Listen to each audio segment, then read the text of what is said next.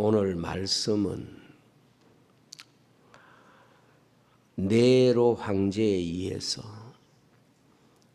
기독교 박해가 가장 극심할 때에 그 박해를 피해 살고 있는 소아시아에 흩어져 있는 성도들에게 고난과 박해를 극복할 수 있는 소망이 무엇인가를 말씀해 줌으로써 시련의 때에 믿음의 사람들이 어떻게 살아야 할 것을 말씀하고 있는 내용입니다. 현실이 아무리 어렵다고 하더라도 그 자리에서 소망을 찾을 줄 알아야 그것이 믿음이라 하는 뜻입니다. 아무리 세상에서 성공한 인생으로 산다고 하더라도 소망을 자신의 삶에서 해석하지 못하면 그 삶 자체가 심판이 되는 것이고, 그 자신의 삶이 아무리 힘들고 어려워도 자신의 삶이 소망을 해석할 수 있다면 그것이 구원의 삶이라 하는 것을 말씀하고 있습니다. 우리에게 있어서 소망, 우리에게 있어서 미래라고 하는 것은 그냥 저절로 찾아오는 시간이 아닙니다. 사실 사람에게 미래라고 하는 것은 다른 시간으로 존재하는 것이 아니라 오늘 현재가 미래를 위한 씨앗과 같은 시간인 것입니다. 오늘 현재가 미래를 만드는 가장 중요한 영적인 자산이고, 오늘 현재가 미래를 가꾸는 도구일 수밖에 없습니다. 그러면 우리가 미래를 가꿀 때에 어떤 도구가 우리에게 영적인 중요한 도구인가? 오늘 이 말씀은 제가 선교지에 있으면서 계속해서 묵상하면서 생각했던 말씀이기 때문에 어찌 보면 이 말씀이 우리의 현장에서 가장 적용될 수 있는 말씀이 아닐까, 이런 생각을 합니다. 오늘 말씀에 중요한 세 가지 단어가 등장합니다. 입이 나오고요, 눈이 나오고요, 귀가 나옵니다. 이것은 우리에게 무엇을 말하는가 하면 우리의 혀가 말하고 하나님의 눈이 보시고 하나님의 귀가 들으시는, 이것이 결국은 인생의 미래가 된다, 인생의 미래를 만드는 가장 중요한 도구라는 것을 말씀하고 있습니다. 첫째로 10절과 11절 말씀에 보면 그러므로 생명을 사랑하고 좋은 날 보기를 원하는 자는 혀를 금하여 악한 말을 그치고 그 입술로 거짓을 말하지 말고 악에서 떠나 선을 행하고 화평을 구하며 그것을 따르라, 그렇게 말씀했습니다.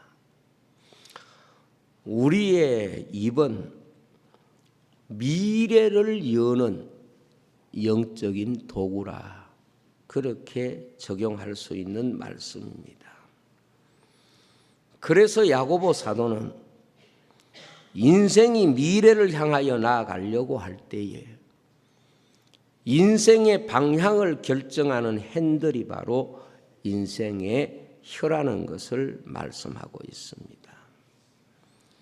때문에 자신의 미래를 향하여 바르게 가려고 하는 사람은 무엇보다 자신의 입술을 잘 지켜서 자신의 미래가 자신의 입에 의해서, 말에 의해서 올바른 방향을 찾아갈 수 있도록 그렇게 늘 노력하고 조심해야 한다는 것을 말씀하고 있습니다.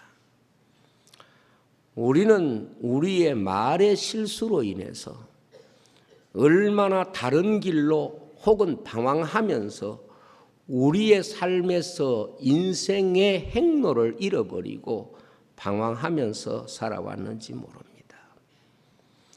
자신의 입술에 말을 바르게 하는 사람은 인생 행로의 베스트 드라이브와 같은 사람입니다.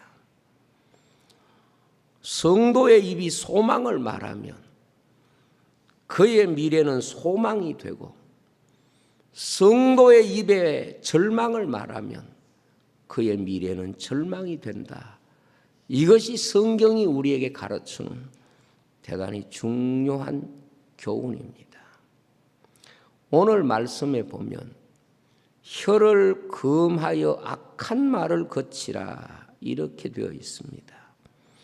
여기 악한 말이라고 하는 뜻이 무엇일까? 원어를 찾아보면 카코스라고 하는 헬라어를 번역한 말이 악한 말입니다. 그러면 이 카코스라고 하는 말이 무슨 뜻이냐? 좀 구체적으로 해석을 붙이면 무가치한 말, 그런 뜻입니다. 그래서 무가치한 말을 하지 않도록 조심해라. 이것이 우리에게 가르쳐주는 미래를 향한 중요한 지혜라고 볼 수 있습니다. 그런데 성경의 말에 대한 교훈이 참 많이 나오고 있는 곳이 바로 잠언서인데, 잠언서에 보면 무가치한 말에 대한 여러 가지를 이야기하면서 무가치한 말 가운데 가장 우리 성도들이 조심해야 되는 것은 자랑하는 말, 그것을 말씀하고 있습니다. 잠언의 말씀을 보면은 인간의 언어에 대한 말씀을 많이 말씀하는데, 그 가운데 자랑하는 자는 비 없는 구름과 같다, 이런 표현이 있습니다. 비 없는 구름 같다는 말은 무가치한 말이다, 그런 뜻입니다. 정말해서 아무런 말의 힘과 말의 열매가 나타나지 않는 그런 말이라는 뜻입니다. 자랑이 뭘까? 저는 이 자랑을 선교지를 다니면서 늘 마음에 못 박듯이 입술을 지키려고 했던 것 중에 하나가, 우리를 모르는 사람 앞에, 또 우리를 바라보는 사람 앞에 사람은 굉장히 자랑하기를 좋아하고 자랑하기가 쉽다, 그런 생각이 들었습니다. 그런데 자랑은 영적으로 보면 어떤 구도인고 하면 진짜를 주고 가짜를 사는 것과 같습니다. 자랑하는 것을 비유해 본다면은 진짜를 주고 가짜를 사는 행위와 똑같습니다. 즉 진짜 돈을 주고 가짜 돈 딱지를 사는 것과 같습니다. 중국 소수민족 장례 풍습 가운데 하나는 죽은 자들에게 엄청난 돈을 관 속에 넣어주거나, 혹은 죽은 자들을 화장할 때에 죽은 자들이 타는 그 불에 엄청난 돈을 태워서 죽은 자들에게 바치는 그런 풍습이 있는 걸 보았습니다. 그러면 그 사람들이 진짜 돈을 불태우느냐? 그건 아니에요. 시장에 가서 돈을 주고 돈과 똑같이 만든 가짜 종이 돈을 한 짐 사가지고 와서 죽은 자들에게 바치는 그런 모습을 본 적이 있습니다. 그래서 그 소수 민족이 장을 보러 가는 그런 전통시장에는 가짜 돈을 쌓아놓고 그 가짜 돈을 파는 그런 상점이 있는 것을 보았습니다. 그들은 진짜 돈을 주고 가짜 돈을 삽니다. 물론 진짜 돈은 액수가 크지 않겠지요. 가짜 돈은 엄청나게 분량도 많고 액수도 아마 클 거라고 생각이 듭니다. 그러나 가짜 돈은 1억짜리 돈이나 1원짜리 돈이나 사실은 똑같습니다. 가치 없다는 뜻에서 똑같습니다. 사람이 살면서 자랑한다는 것은 자신이 살아온 그 진짜의 삶을 가짜를 사는데 다 치불해버리는 어리석은 사람과 같습니다. 그래서 예수님께서 자랑하면 우리가 하나님 앞에 받을 그 진짜의 상급을 이 세상의 가짜의 상급에 치불해버리는 그런 행위와 같다고 말씀을 했습니다.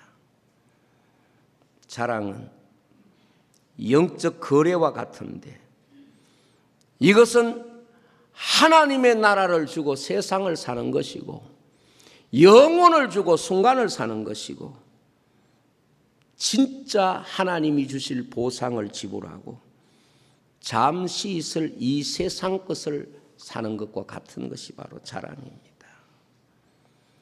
그래서 우리 성도가 정말 미래를 바라보고 살려고 하면 내게 어떤 자랑이 있다고 하더라도 그것이 자랑이 아니라 그리스도를 자랑하기 위한 그런 도구가 되어야 하고 우리에게 유일한 자랑은 오직 예수 그리스도 그분밖에 없는 줄로 믿습니다.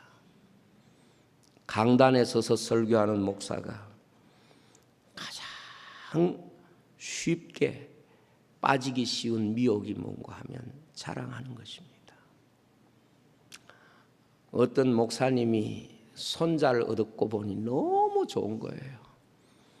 사랑하고 싶은 마음이 너무 큰데 교인들을 만나서 자랑하는 것으로 한이 안 풀렸던지 강단에 서서 자꾸 손자 자랑을 한 거예요. 그래서 권사님들이 그랬대요. 목사님 손자 자랑하려고 돈 10만 원 내놓고 와서 이렇게 이야기를 했대요. 그랬더니 목사님 어느 날 너무 자랑하고 싶은데 그 말을 들은 바가 있어가지고 마음속에 자랑하고 싶은 마음은 이만큼 찾고 그래서 교인들에게 그랬대요. 내가 오늘 10만 원 내고 자랑하겠습니다. 그랬대잖아요. 참 우리 사람은 이 자랑하고 싶은 마음 이것과 싸우기가 영적으로 너무 쉽지 않습니다. 왜 우리가 많은 것을 가지려고 합니까? 왜 높은 지위를 원합니까? 왜 우리가 어떤 것들을 소유하기를 원합니까? 정말 그것이 내게 필요해서 원할 수도 있지만 남에게 자랑하고 싶은 마음이 그 속에 역사하고 있구나 하는 것을 느낄 때가 있습니다. 바울은 세상적으로 자랑할 것이 참 많은 사람입니다. 그럼에도 불구하고 바울은 그 모든 자랑을 배설물같이 여기고 내가 자랑한다면 오직 예수 그리스도 십자가 외에는 자랑할 것이 없다고 말했습니다. 동화 가운데 이런 참 재밌는 이야기를 본 적이 있습니다. 거북이가 어느 날 물가에 앉아 있는데 나무 위에 새들이 이야기하는 걸 듣습니다. 지금 가을이 돼서 새들이 지금 먼 곳으로 날아가야 되는데 그 이야기를 새들이 하고 있는 거예요. 거북이는 자기가 태어난 연못을 떠나본 적이 없기 때문에 다른 세상이 궁금해서 새들에게 부탁합니다. 떠나갈 때에 너희들이 가는 그 따뜻한 세상, 그런 세상에 나도 좀 데려가달라, 그렇게 부탁을 한 거예요. 새들이 말하기를 우리는 날개가 있어서 날아갈 수 있지만 너는 날개가 없으니 날아갈 수 없다, 이렇게 거절을 했습니다. 이때 거북이가 꾀를 냅니다. 짝대기 하나를 보여주면서 내가 이 짝대기를 물고 있을 테니까 이 짝대기를 양편에서 새들이 나를 들고 날아가면 되지 않겠나, 그렇게 간청했습니다. 나는 절대로 한번 물면 놓는 법이 없으니까 내 떨어지는 걱정하지 말고 꼭 나를 데리고 새 세상을 한번 구경시켜달라, 그러면 소원이 없겠다, 그랬습니다. 새들이 거북이가 하도 간청을 하니까 그래, 그래서 큰 새가 나무 막대기를 발로 잡고 이제 하늘로 날아가는 거예요. 그 날아가는 모습을 사람들이 보면서 감탄을 합니다. 어째 저런 생각을 했을까? 어떻게 저런 생각을 했을까? 막 감탄을 하니까 거북이가 지금 자기 생각이라는 걸 이야기하고 싶은데, 자랑하고 싶은데, 지금 물고 있는 걸 놓기만 하면 이제 끝장나는 거예요. 그런데 계속해서 저걸 누가 생각했을까 자꾸 하니까 거북이가 막 그만 내각하는 순간 떨어진 거예요. 그래서 거북이가 거꾸로 떨어져서 탁 바닥에 떨어지면 등에 금이 갔대요. 그래서 거북이 등이 쫙 금이 나 있다는 거예요. 인생은 자랑하는 순간 내가 가야 할 미래를 이미 놓쳐버립니다. 이미 나는 자랑하는 순간 이 세상에서 내가 얻어야 할 모든 것들을 다 사용해버린 것입니다. 저는 그렇게 생각합니다. 영적으로 사는 사람은 자랑을 내려놓을 수 있는 힘을 소유한 사람, 자랑하고 싶은 마음을 이기는 사람, 이 사람이 영적으로 미래를 자신의 삶에서 지키는 사람이라고 믿습니다. 성경을 보면 정말 자랑할 것이 많은 사람들이 나옵니다. 그러나 그들은 자랑할 것이 그렇게 많음에도 불구하고 언제나 그들의 자랑은 하나님이고 그들의 자랑은 그리스도였습니다. 오늘 우리가 이 세상에 살면서 왜 자랑하면 안 되느냐 하면 우리가 자랑해야 되는 다른 것이 있기 때문에 그렇습니다. 우리가 자랑해야 하는 것은 오직 주 예수 그리스도의 복음이고 그 십자가인 줄로 믿습니다. 두 번째로, 눈은 미래를 보는 영적인 도구입니다. 오늘 12절에 주의 눈은 의인을 향하시고 하는 말이 있습니다. 성도가 미래를 보려면 주님의 눈이 향하시는 곳으로 자신의 시선을 두어야 합니다. 사람에게 있어서 눈이라고 하는 것은 앞을 보는 지체입니다. 때문에 사람의 눈은 두 방향을 동시에 볼 수가 없습니다. 이런 정의를 내릴 수가 있습니다. 사람이 발을 붙이고 있는 곳은 육신의 현 주소이지만 그 눈이 보고 있는 곳이 그의 영적인 주소가 되는 것입니다. 히브리서 11장에 보면 믿음의 사람들이 나오는데 그들의 삶의 현장은 다 다르지만은 삶의 시대는 다 달랐지만은 그들의 시선은 언제나 동일한 하나님의 나라를 바라보고 있었다는 공통점이 있습니다. 우리 성도들은 어디에 살든지 무슨 일을 하든지 나의 시선을 하나님께 두어야 하고 하나님이 보시는 것을 보려고 해야 합니다. 성경의 요셉의 믿음이 무엇입니까? 애굽의 총리로 살았지만 그의 마음의 시선은 언제나 가나안에 있었습니다. 다니엘이 누굽니까? 바벨론에서 총리로 살았지만 그는 하루 3번씩 예루살렘을 향하여 창을 열어놓고 기도로 하나님의 나라를 바라본 것입니다. 성경은 이것을 믿음이라고 정의하고 있습니다. 그런데 우리가 하나님의 나라를 바라보려고 할 때 그것을 가리우는 것이 있습니다. 그것이 바로 욕심입니다. 욕심은 하나님이 보시는 방향에서 자신의 시선을 거두어 내가 원하는 방향으로 그 시선을 끌고 가는 것을 말합니다. 그래서 사람이 욕심을 따라 살면, 다르게 말하면 욕심을 따라가면 반드시 죽음 앞에 서게 된다는 것, 이것을 성경이 말씀하고 있습니다. 에베소서를 보면 우리가 그리스도를 알지 못했던 때는 욕심을 따라 살았고, 요한복음에서는 주님이 말씀하시기를 너희는 너희 아비 마귀에게서 났으니 너희 아비 욕심을 너희도 행하고자 하느니라, 그렇게 말했습니다. 바꾸어 말하면 욕심을 가지는 순간 우리의 미래는 주님을 향하여 따라가는 것이 아니고 하나님 나라로 향하는 것이 아니라 마귀를 따라가는 마귀의 자녀들이라는 것을 주님이 말씀했습니다. 야고보 사도는 옛사람은 욕심을 따라가는 사람이고 그 욕심을 따라가는 것이 옛사람의 길이라는 것을 정의하고 있습니다. 사실 인생의 길에서 욕심보다 사람의 눈을 어둡게 하는 것은 아무것도 없습니다.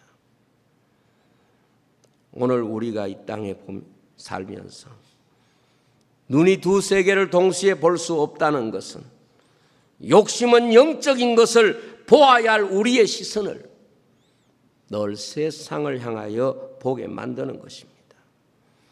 욕심은 하나님의 나라를 가리고 세상을 보는 행위를 말합니다. 그래서 마귀는 예수님을 시험할 때에 세상 영광을 보여주고 세상의 모든 것들을 보여주고 그리고 예수님을 시험했고 처음 사람도 유혹할 때에 보게 하고 그리고 사람을 미혹하게 했던 것을 보게 됩니다. 이번에 선교지에 갔을 때에 어떤 사모님이 사진이 안 찍힌다고 자꾸 그렇게 말씀하시는 거예요. 스마트폰에 사진을 찍으려고 가져왔는데 스마트폰에 사진이 안 찍힌다. 그러니까 보니까 메모리가 99%가 꽉 찬 거예요.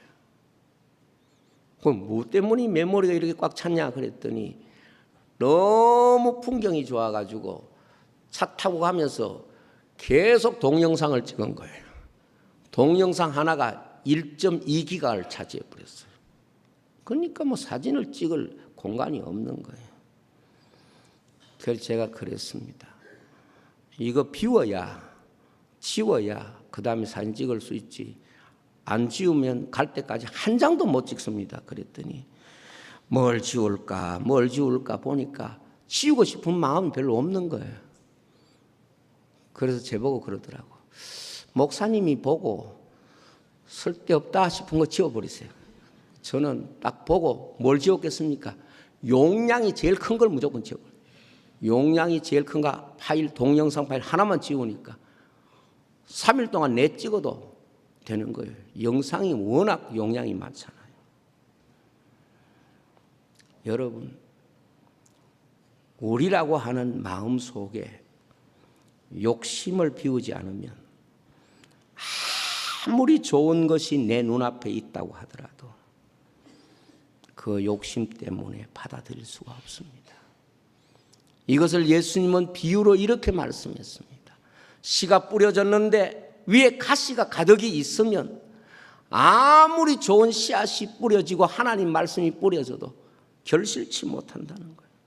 그 가시를 세상의 욕심이라고 주님이 해석하셨습니다.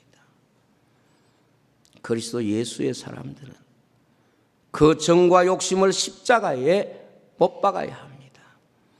바꾸어 말하면 자신의 욕심을 비워야 성령님이 우리 가운데 오셔서 우리를 이끌어 가시고 우리에게 하나님의 거룩한 소망을 깨닫게 하시는 거예요. 우리 속에는 육체의 소욕과 성령이 함께 서로 거하면서 서로 우리를 성령님은 하나님이 원하시는 곳으로, 그리고 욕심은 우리를 육체의 욕망의 자리로 끌고 간다고 그렇게 말씀하고 있습니다. 그래서 육체의 소욕이 우리 마음에 있으면 성령의 소욕을 거스르게 된다, 이렇게 말씀합니다. 육체의 욕심을 십자가에 못 박아야 우리가 하나님을 거스르지 않고 하나님의 인도를 따라갈 수가 있습니다. 세 번째로, 하나님이 들으시는 것이 인생의 미래를 만듭니다. 12절 그의 귀는 의인의 간구에 기울이시되 그랬습니다. 하나님의 귀가 의인의 간구에 귀를 기울이신다는 말이 무슨 뜻입니까? 하나님은 이스라엘 백성에게 이렇게 말씀하셨습니다. 이 백성의 하는 말이 내 귀에 들린 대로 내가 시행하겠다, 그렇게 말했습니다. 하나님이 들으시는 것으로 그 백성의 미래를 결정하시겠다는 것입니다. 바꾸어 말하면 우리의 기도가, 하나님 앞에 드리는 우리의 기도가 우리의 미래를 만든다는 것을 말씀하는 겁니다. 왜냐하면 하나님이 들으시는 것이 영적인 방향이 되기 때문에 그렇습니다. 실제로 우리도 그렇습니다. 사람의 미래를 결정하는 방향 가운데 듣는 것보다 영향력이 큰 것이 별로 없습니다. 사람의 마음의 방향을 결정하는 것이 듣는 것에 의해서 제일 많이 좌우하게 됩니다. 특별히 영적인 것은 그렇습니다. 믿음은 들음에서 나는 것입니다. 들음은 하나님의 나라를 향하게 하는 가장 중요한 이정표와 같습니다. 예레미야 6장에 보면 이렇게 말합니다. 내가 누구에게 말하면 누구에게 경책하여 듣게 할꼬, 보라 그 귀가 할례받지 못하였으므로 듣지 못하는도다. 보라 여호와의 말씀 그들이 자기에게 욕으로 여기고 이를 즐겨하지 아니하니 그랬습니다. 즉 귀가 할례받지 못한 사람은 아무리 하나님께서 말씀하셔도 듣지 못하고 결국은 어그러진 길로 가게 된다 하는 것입니다. 성경에 보면 망하는 사람의 특징 가운데 하나는 듣는 일에 실패한 사람입니다. 하나님의 말씀을 듣지 못하고 사람의 말을 듣는 것입니다. 그래서 성도는 항상 어떤 일을 앞두고 기도해 봐야 돼요. 왜냐하면 하나님의 음성을 듣기 위한 자세이기 때문입니다. 하나님이 의인의 소리에 귀를 기울인다는 말은 인생이 기도를 통하여 하나님의 인도를 받는다는 것을 말합니다. 사울 임금은 이스라엘의 초대 임금이지만 딱 한마디 잘못 들었어요. 그의 인생의 방향이 어디에서 잘못되는가 하면 사울은 천천히요, 다윗은 만만이라. 그 한마디에 그의 마음이 다윗에게 고맙고 감사하던 마음이 다윗을 죽여야 되겠다는 마음으로 바꿔지는 거예요. 주님은 마지막까지 기도하시면서 십자가의 길을 가셨습니다. 이것은 기도해야 내가 가야 할 길을 갈 수 있다는 것을 가르쳐줍니다. 우리 인생의 결심과 각오가 절대로 내 미래를 열 수가 없습니다. 그래서 제자들에게 말씀을 주셨습니다. 자기 자신이 하나님의 말씀을 들어야 하고 그리고 사람들에게 이 말씀을 전해야 된다는 것입니다. 듣지 않는데 어떻게 믿으리요 하는 말씀은, 이 들음은 인간에게 가장 중요한 영적인 방향성입니다. 저는 교회가 뭐냐 이렇게